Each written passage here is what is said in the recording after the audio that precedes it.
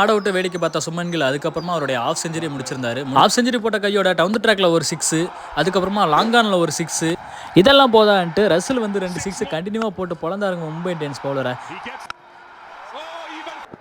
15 over முடிஞ்சிச்சு. ஒரு wicket நமக்கு கண்டிப்பாக தேவைங்க. உள்ளதான் பாண்டியா ஒரு ஸ்லோயர் பால் போட்டு சுமன் கில்லை விக்கெட் எடுத்திருந்தாரு. சுமன் கில் அவுட்டோட தினேஷ் கார்த்திக் பேட் பண்ணிருந்தாரு. அதுக்கப்புறமா ரசல் அடிச்ச அடிலாம் சும்மா ரன் மழையாக இருந்ததுன்னே சொல்லலாம். ஏன்னா அந்த மேட்சை பொறுத்தளவுக்கு ஜஸ்பிரீத் பும்ரா ஆஃப் சைடு லைனில் பாலை பிடிச்சி போடணுங்கிறதுக்காக நிறைய ஒயிட்லாம் போட்டிருந்தாரு. இவர் off side, leg side, straight, long off, லாங்கான எந்த திசையும் பார்க்கல, எல்லா சைடும் போட்டு அடித்து வெளுத்து வாங்கியிருந்தாரு. எல்லா பாலர் ஓவரையும் போட்டு அடிச்சிருந்தாலும் கடைசியாக வந்த மலிங்காவும் விட்டு வைக்கல. 6 பாலுக்கு கரெக்டாக 20 ரன்னோட முடிச்சு ஃபினிஷ் பண்ணி வச்சிருந்தாரு.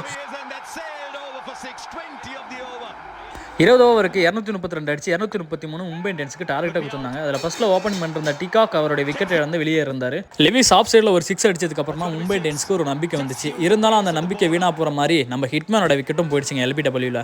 ஸோ போன விக்கெட்டை நம்ம எப்படி ரிப்ளே பார்த்தோமோ அந்த மாதிரி தான் இருந்துச்சு. சூரியகுமார் ஒரு 6க்கு அப்புறமா லெவிஸும் அவரோட விக்கெட்டை கீப்பரில் விட்டுட்டு வெளியே இருந்தார்.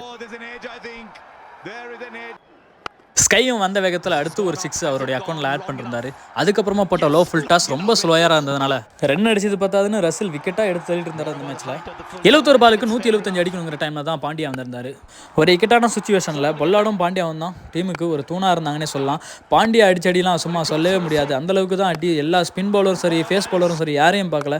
போட்டு பொழந்துட்டு இருக்க டைமில் தான் நம்ம பொல்லாவோட வந்து கரெக்டாக லெக் சைடில் ஒரு கேட்ச் கொடுத்து வெளியே எடுத்தார். மேட்ச் ப்ரெஷரில் ஒவ்வொரு பிளேயரும் விக்கெட்டாக இருந்தாலும் ஆனால் பாண்டியாவோட பர்ஃபார்மன்ஸ் தனியாகவே தெரிஞ்சதுன்னே சொல்லலாம். ஸோ அந்த மேட்ச்சில் தனி ஒரு வீரனா நல்லா ஆடிக்கிட்டு இருந்த பாண்டியா இன்னும் 13 பாலுக்கு 48 அடிக்கணுங்கிற ஒரு சுச்சுவேஷனில் ரசில் கையிலேயே அவருடைய கேட்சை விட்டு அந்த மேட்சையும் விட்டாங்கன்னே சொல்லலாம். நல்ல மேட்ச். அந்த மேட்ச்சில் 40 பாலுக்கு 80 ரன் ரசில் வச்சிருந்தாலும் 34 பாலுக்கு 91 ரன் அடிச்சு பாண்டியா அவுட் ஆகாமல் இருந்தா மும்பை கண்டிப்பாக அந்த மேட்சை வின் பண்ணிருப்பாங்க. அந்த மேட்ச்சில் ஆண்டர் ரசில் 8 6 6 4 ஹர்திக் பாண்டியா 9 6 6 4 அடிச்சிருந்தாங்க. இந்த வீடியோ பிடிச்சிருந்தா லைக் பண்ணுங்க, ஷேர் பண்ணுங்க, சப்ஸ்கிரைப் பண்ணிடுங்க.